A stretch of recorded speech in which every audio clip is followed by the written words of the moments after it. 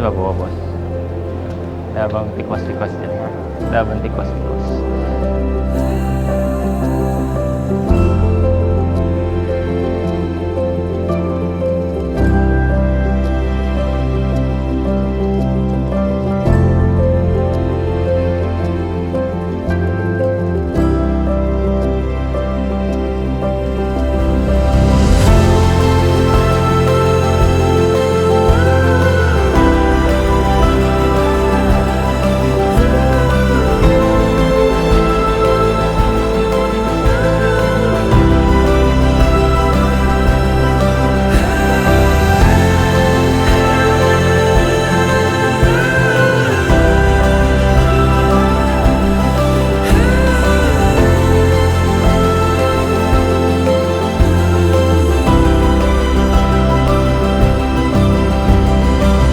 What is the very purpose of marriage?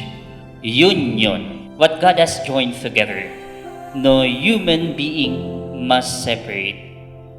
They are no longer two but one flesh. Kaya ang kaligayahan ni Sander at kaligayahan nito na ay ganun din ang nararamdaman ng isa. Ang kalungkutan at kabiguan ng isa ay gayon din ang mararanasan ng isa. Because you are no longer two but one flesh.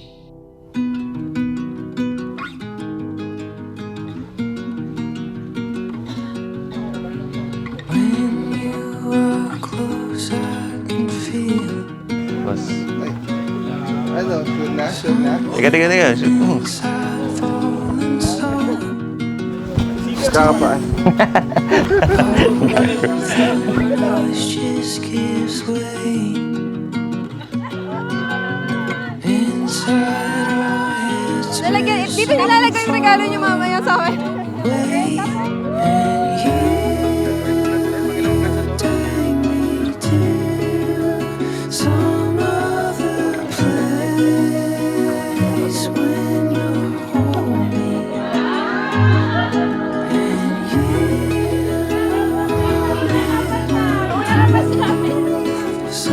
other place when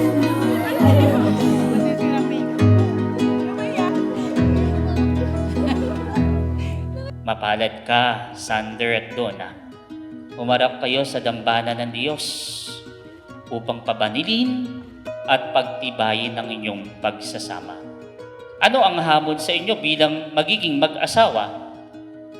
Pagtanggol nyo ang inyong pagsasama, ang kasal ninyong tinanggap, sapagkat hindi lamang simpleng pagsasama, but a sacred union, a blessed and holy union, joined by God. take me to some other place when you're home. And you are living proof. Some other place when you're home. Donna Elaine, did you come here of your own free will to bind yourself forever in the love and service of your husband? Yes, Father. Xander Paul, did you come here of your own free will to bind yourself forever in the love and service of your wife? Yes, Father. Ang tungkulin nyo, Sander at Donna, not just between you.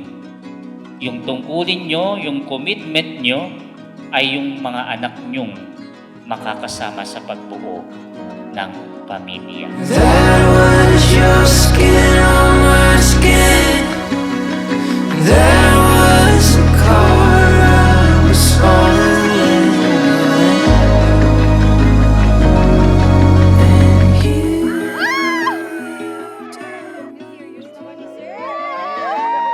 To my dearest Donna, love you yesterday. Love you still, always have, always will. Naiyak? Can't wait to spend my lifetime with you. See you later. Sobrang naman to. Open it!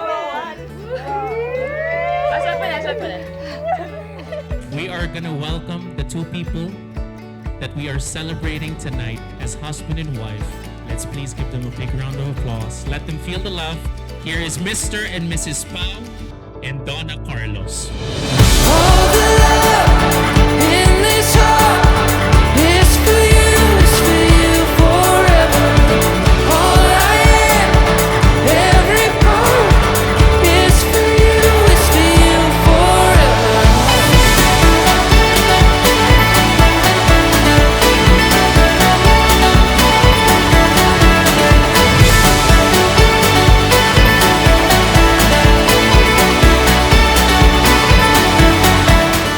Now, Sander Paul and Donna Elaine, present yourself to the people of God. Umarap kayo sa sambayanan. Palakpakan natin ang mga bagong kasal.